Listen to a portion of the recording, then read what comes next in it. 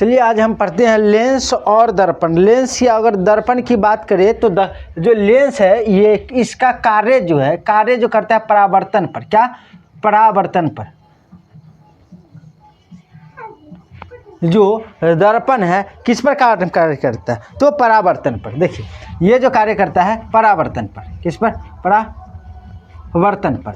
और लेंस की अगर बात करें, लेंस का कार्य, लेंस का कार्य, लेंस किस कार्य पर कार्य, अपवर्तन के सिद्धांत पर, क्या अपवर्तन के सिद्धांत पर, अपवर्तन के सिद्धांत पर,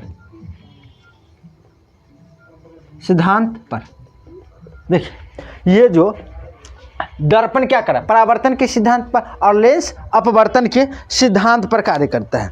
तो ये जो कि सिद्धांत अगर बात करें, अले हम दर्पण की बात करें। देखिए दर्पण जो है, दर्पण 3 प्रकार के होते हैं, दर्पण 3 प्रकार के होते हैं। एक समतल, एक होता है समतल, अवतल, अवतल और उत्तल, उत्तल, ये दर्पण होते हैं।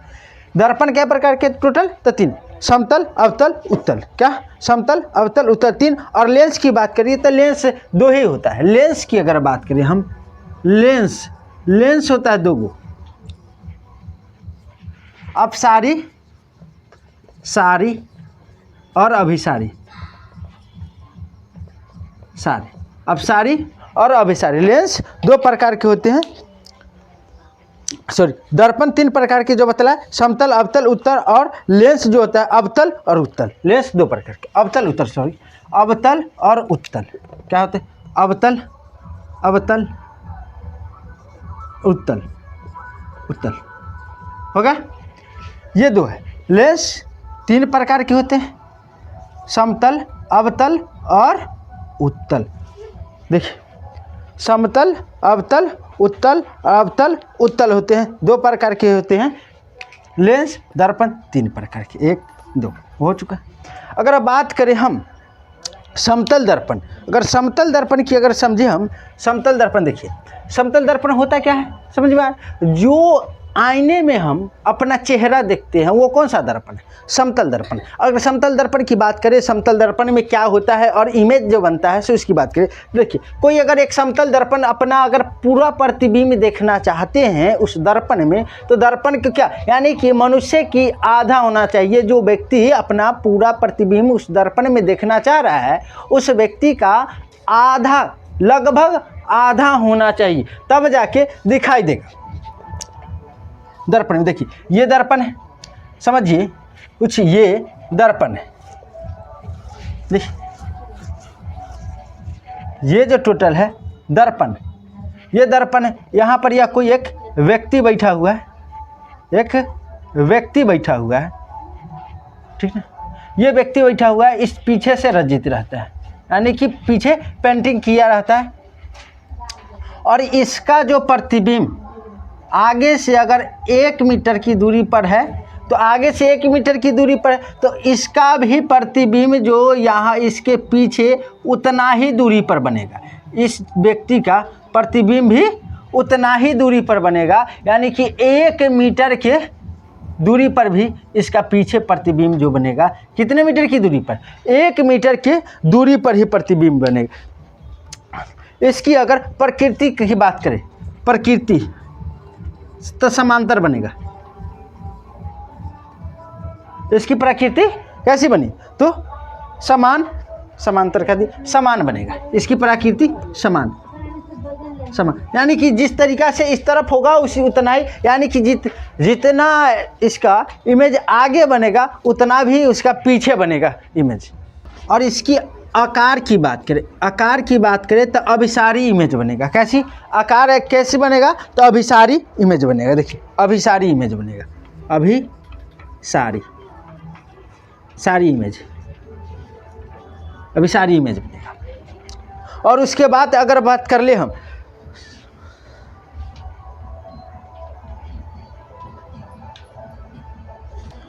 अगर हम बात करें इमेज की, अगर बात करें इनका जो चित्र बनेगा इस दर्पण पर अगर बात करें, तो एक होता है समरूपता के आधार पर, क्या कहेंगे, समरूपता, समरूपता समरूपता के आधार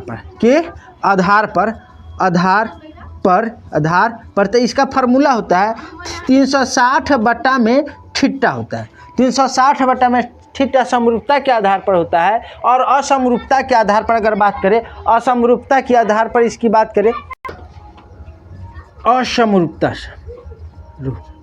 असमरूपता के आधार पर अगर बात करेंगे हम, इसका इमेज बनेगा तो 360 बटा थीटा -1 कर देंगे। अगर बात कर ले हम थीटा की मान 60 डिग्री रख दें, देखिए समरूपता के आधार पर हम देखें, समरूपता के आधार पर थीटा का मान अगर हम 60 डिग्री रख देंगे तो इसको हम कर सकते हैं 60 डिग्री, ये 0 से 6 कम 6 36 6, यानी कि इसका मान कितना हुआ, समरूपता के आधार पर कितना इमेज बना, अगर 60 डिग्री के कोण पर रखते हैं तो हम 6 हो। और इसके बाद अगर बात करें यहाँ असमरूपता के आधार पर, ये वही 60 डिग्री मान रखेंगे, 60 डिग्री मान रखेंगे असमरूपता के आधार पर, तो 360 बटा में थीटा, और थीटा के जगह पर हम 360 रख देंगे, तो ये 0 से ये 0, 36 काट देंगे, 6 - 1 करेंगे तो इसका इमेज जो बनेगा असमरूपता के आधार पर कितना, 5 गो। ये 5 अगर बात करें, अगर थीटा पर ही रख दिया जाए, अगर थीटा पर ही रख दिया जाए तो इसका जो इमेज बनेगा तो क्या बनेगा, अनंत बन जाएगा। इसका इमेज जो बनेगा अनंत।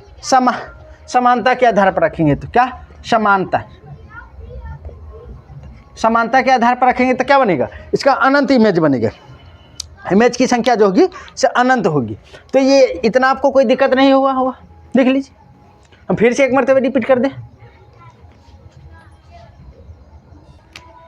अब हम आगे पढ़े, हम गोलीय दर्पण गोलीय दर्पण की अगर बात करें, गोलीय दर्पण से हम पहले समझने के लिए हम क्या बात करेंगे, देखिए गोलीय दर्पण कहने का मतलब क्या, एक गोल दर्पण हो, यानी कि एक गोल है। अब उसी दर्पण को हम काट देंगे, उसी दर्पण को हम 2 भाग में हम बांट देंगे, उसके बाद हम इसके बारे में समझेंगे। इससे पहले इसका मेन, यानी कि एक होता F, P और C, इसको हम कहेंगे फोकस, इसको फोकस कहेंगे। इसके बाद हम अगर बात करें हम, इसको कहेंगे ध्रुव, इसको कहेंगे ध्रुव।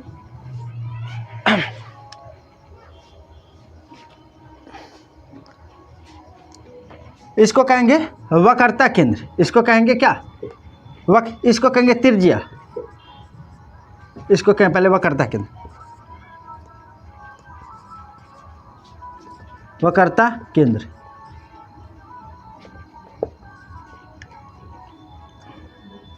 इसको कहेंगे वक्रता केंद्र, और R जो है वक्रता त्रिज्या कहेंगे, वक्रता त्रिज्या बोले थे। तो क्या ये हमको इतना बात को ध्यान देना है, जो कि ध्रुव, P को कहते हैं ध्रुव, और F को कहते हैं फोकस, दूरी कह देंगे, वक्रता केंद्र कहेंगे, C को कहेंगे वक्रता केंद्र, और R को कहेंगे वक्रता त्रिज्या। तो ये है फोकस दूरी, फोकस दूरी, ये समझे। अब इसके अलावा अगर बात करें हम, तो हम देखिए, हम एक गोलीय दर्पण लिए, क्या, कौन सा दर्पण लिए, एक गोलीय दर्पण लिए। अब इस दर्पण में हम इसके बीचे बीच एक अभिलंब काटें।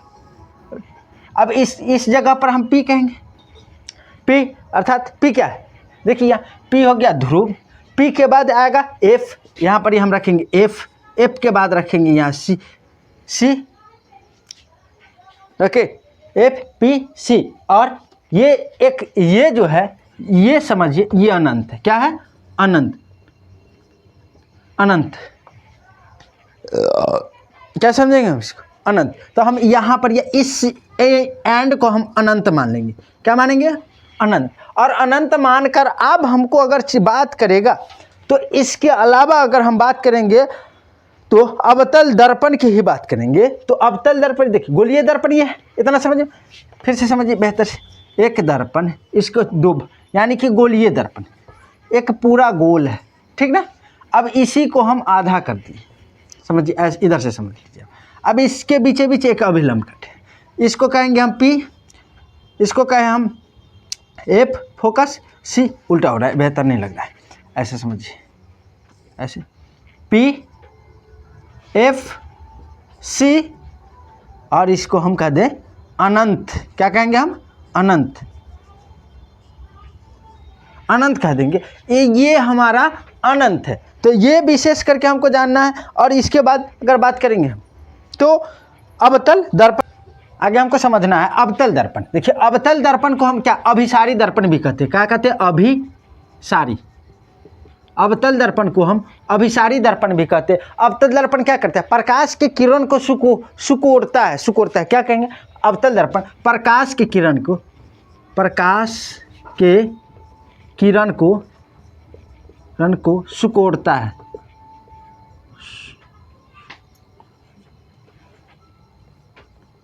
सुकोड़ता है। क्या? किरण को क्या एक जगह सुकोड़ के एक जगह करने का काम करता है, सिकोड़ता है। क्या? सिकोड़ता है। अगर बात करें हम इसी में, तो हम अवतल दर्पण की ही बात करें तो हम एक ये जो हम इमेज बनाएंगे, ये सभी के सभी बनेगा वास्तविक प्लस उल्टा। इमेज कैसा बनेगा? वास्तविक और उल्टा, वास्तविक और उल्टा पूरा के पूरा बनेगा। एक मिनट रुक जाइए। हाँ,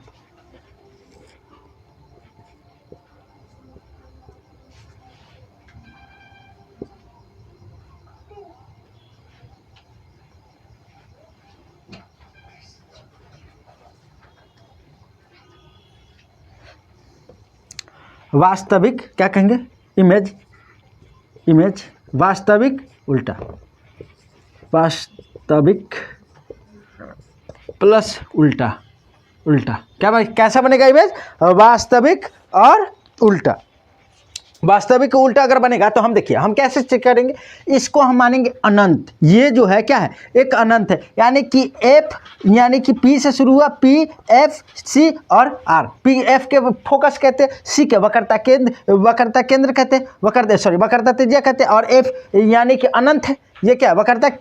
वक्रता त्रिज्या के बाद जो भी आएगा सो क्या कहलाता है? अनंत कहलाता है।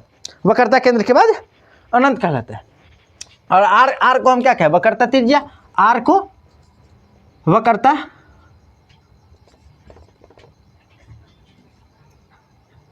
वक्रता त्रिज्या, ये ना कहते हैं? त्रिज्या ये कहते हैं। और सी को वक्रता केंद्र कहते हैं। एफ को फोकस, सी को वक्रता केंद्र और आर को वक्रता त्रिज्या कहते हैं। अब चलिए हम कोई भी वस्तु को अगर इमेज बनेगा, अगर कोई वस्तु है, वस्तु को हम जैसे ओ से हम वस्तु को समझाएंगे, वो कोई क्या है? वस्तु है, वस्तु। और ये जो है इसका इमेज है।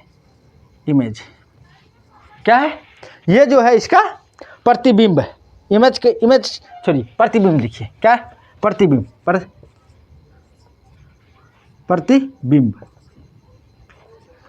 प्रतिबिंब का ये क्या कहलाएगा?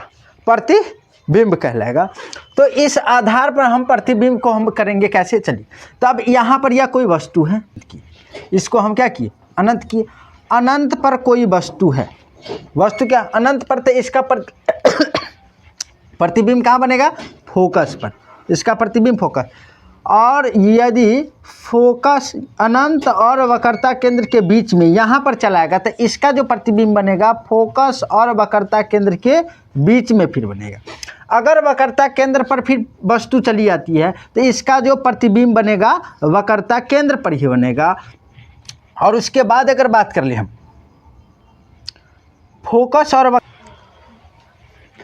और वक्रता केंद्र के बीच में रहेगा तो अनंत और वक्रता केंद्र के बीच में बन जाएगा। अगर वही फोकस पर प्रतिबिंब बनेगा, फोकस पर चले आएगा वस्तु, तो इसका जो प्रतिबिंब बनेगा कहाँ पर बनेगा? अनंत पर। अनंत और फोकस के बीच में जैसा ही आएगा तो इसका जो प्रतिबिंब होगा इस तरफ, यानी कि काल्पनिक, ये जो है इस तरफ बनना शुरू हो जाएगा। यानी कि ये ऐसे नहीं इमेजिनरी लाइनिंग कटा जाता है, ऐसे देखना पड़ेगा। अब थोड़ा हम बेहतर से इमेज अब इन सभी को बना देते हैं। चलिए देख लीजिए।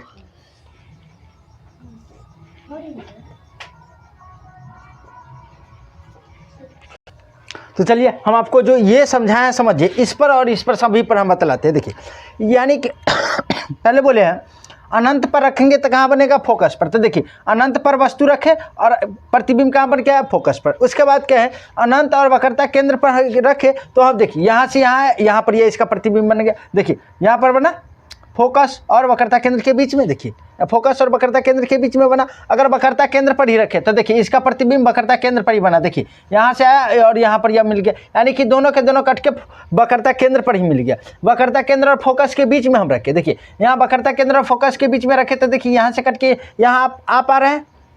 उसके बाद देखिए वक्रता केंद्र के रखे तो हम, अब उसके बाद हम बात करें फोकस पर रखें, हम फोकस पर वही प्रतिबिंब रखे तो अनंत पर बन रहा है इसका प्रतिबिंब। देखिए फोकस पर रखें तो इसका अनंत पर प्रतिबिंब बन रहा है, फोकस पर रखें तो कहाँ अनंत पर प्रतिबिंब बना। और वही फोकस और ध्रुव के बीच में हम रखें, देखिए यहाँ फोकस और ध्रुव के बीच रखे तो यानी कि ये इस तरफ बना या नहीं प्रतिबिंब। देखिए ये प्रतिबिंब, ये सभी की सभी रेखाएं जो है कैसी है तो काल्पनिक है।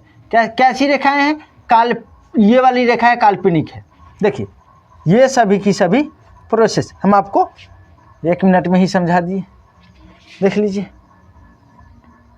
कोई डाउट है तो कमेंट कीजिए। चलिए हो गया। और उसके बाद अगर आगे हम बात करेंगे तो हम पहले इसकी बात अगर हम आगे कर ले तो बतला दे आपको, 1 मिनट रुक जी। अगर बात करें इस अवतल दर्पण का, यानी कि अवतल दर्पण का है या अभिसारी दर्पण का, इसका उपयोग अगर बात करें तो ENT कहेंगे कान, नाक और दांत के, गाड़ी के हेडलाइट में, गाड़ी के हेडलाइट, सर्च लाइट, इनमें भी प्रयोग किया जाता है। गाड़ी की हेडलाइट, सर्च लाइट, उसका दाढ़ी बनाने में, क्या कहेंगे हम, दाढ़ी बनाने में, क्या दाढ़ी बनाने में ये इनका अवतल दर्पण का उपयोग किया जाता है।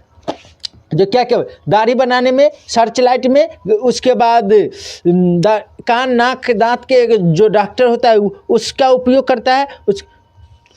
उसके बाद अगर बात करें हम सोलर कुकर, इनका जो प्रयोग किया जाता है सोलर कुकर। देखिए किन किन चीज़ में अवतल दर्पण का प्रयोग किया गया। जो चिकित्सक होते हैं, डॉक्टर जो होते हैं, कान, नाक, आँख ENT है, देखिए कान, नोज, टीथ, ईयर, इन सभी के डॉक्टर जो अवतल दर्पण का ही प्रयोग देखते हैं। कभी कभी दांत देखना होता है तो कहता है आ कीजिए कहाँ पर यह देखे, कहाँ पर यह दांत खराब है, आ करता है छोटा इतना ठोके गोला टाइप के जो होता है, तो डॉक्टर ढुका देता है, तो वो है क्या अवतल दर्पण रहता है, जो कि इमेज दिखाई देता है। उसके बाद दाढ़ी बनाने देखते हैं, यानी कि दाढ़ी बनाने क्या लगाते हैं, इधर से दिखता है, इधर से, वो क्या किस कारण से, अवतल दर्पण है। क्या दाढ़ी बनाने में हो गया। उसके बाद गाड़ी के हेडलाइट में भी देखिए चपटा एकदम पिक्चर देखा वहाँ पर ये में गाड़ी के हेडलाइट, गाड़ी उसका सर्च लाइट दाढ़ी बनाने में, और सोलर कुकर में, ये जो है अवतल दर्पण का हम इतने जगह पर उपयोग करते हैं। और परावर्तित दूरदृष्टि के लिए भी करते हैं। क्या दूरदृष्टि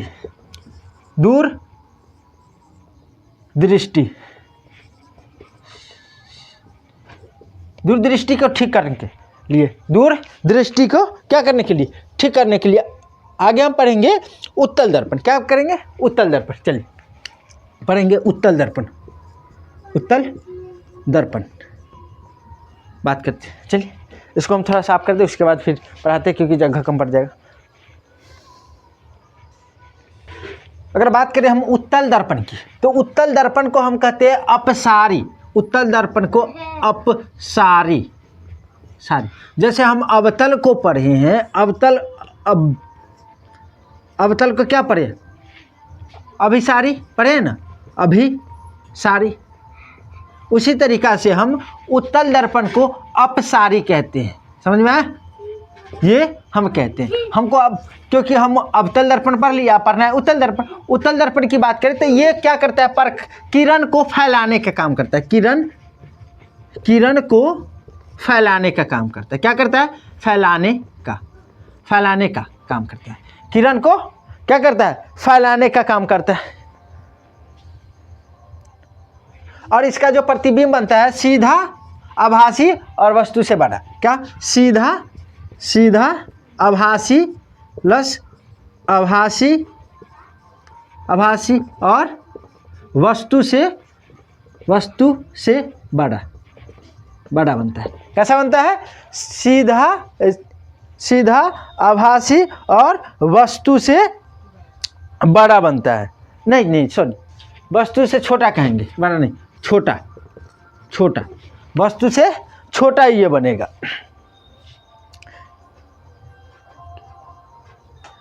और इसका यूज की अगर बात करें हम, इसका यूज यानी कि उत्तल दर्पण का यूज करते हैं, उपयोग गाड़ी के क्या कहेंगे, गाड़ी के साइड मिरर में, गाड़ी के साइड मिरर में, क्या साइड मिरर में, गाड़ी के साइड मिरर में उपयोग करते हैं। उसके अलावा एटीएम में देखते हैं, एटीएम कहें हम, एटीएम में जो लगा रहता है ग्लास, वहाँ पर जहाँ पर एटीएम लगाते हैं वहाँ पर उसको भी हम कहते हैं क्या, उत्तल दर्पण ही है। उस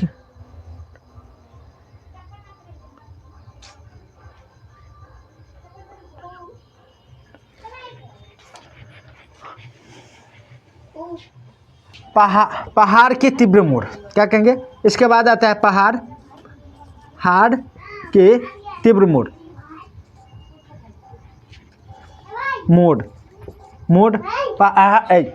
पहाड़ के तीव्र मोड़ के अलावा हम इसको अगर बात करें हम तो मेट्रो प्लेटफॉर्म पर कहते हैं। मेट्रो प्लेटफॉर्म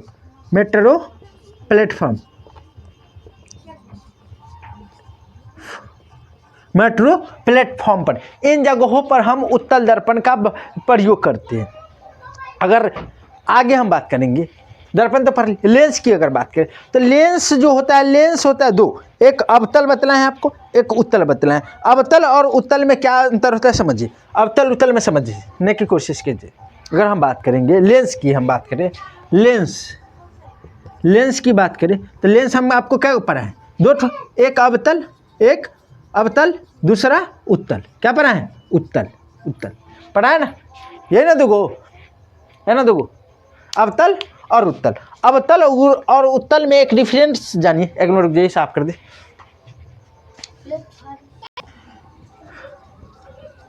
अवतल उत्तल फिर से देख लीजिए, देखो ये कर दो। हम अगर बात करें, ये जो है लेंस गोलीय दर्पण का ही भाग है। गोलीय दर्पण देखिए, जैसे दो गोलीय दर्पण, एक ये ले लिए हम और दूसरा हम इसी के ऐसे करके हम एक ले लिए, ऐसे समझिए, ऐसे और ऐसे, सॉरी बेहतर बनाने की कोशिश। देखिए इस टाइप में, तो हम इस तरफ के हम भाग को हम मिटा दें, इस तरफ के भाग को यदि हम मिटा दें तो ऐसे जो बनेगा,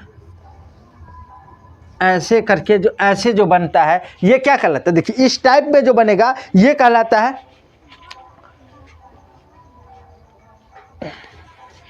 ये उत्तल में कहलाएगा। कहाँ कहलाएगा? उत्तल में, ये उत्तल में। और अवतल की बात करें, देखिए यही रहेगा, इसी टाइप पे रहेगा और इसका इसी स्थिति में रहेगा तो कहलाएगा अवतल। बतलाते हैं,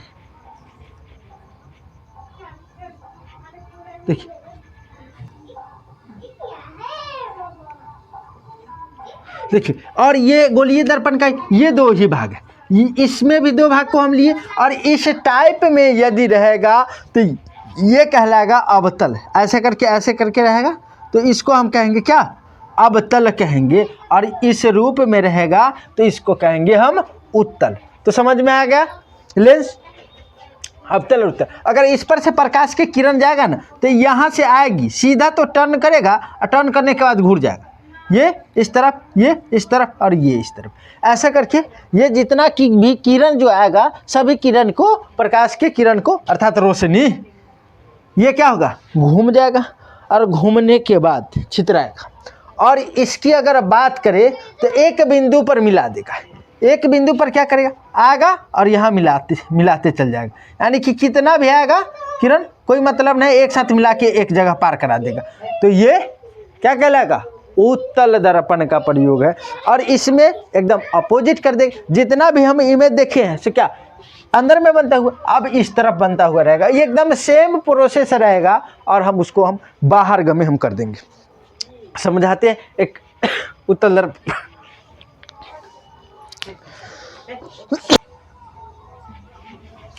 स्टेप में समझेंगे हम। यहाँ पर यह मान लिए केंद्र और यहाँ से चलेंगे एफ सी, समझने के लिए आप समझते चलिए। तो हम क्या कहें, और इसी को हम ऐसे चले, सॉरी